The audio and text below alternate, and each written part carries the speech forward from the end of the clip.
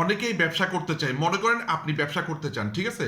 তাহলে আপনি কি ভালো পণ্য নিয়ে ব্যবসা করবেন, ভালো পণ্য বিক্রি করবেন, নাকি খারাপ পণ্য বিক্রি করবেন? এখন আমরা বেশিরভাগ মানুষ আসলে ভালো, তো আমরা সবাই চিন্তা করি যে ভালো পণ্য নিয়ে ব্যবসা করব।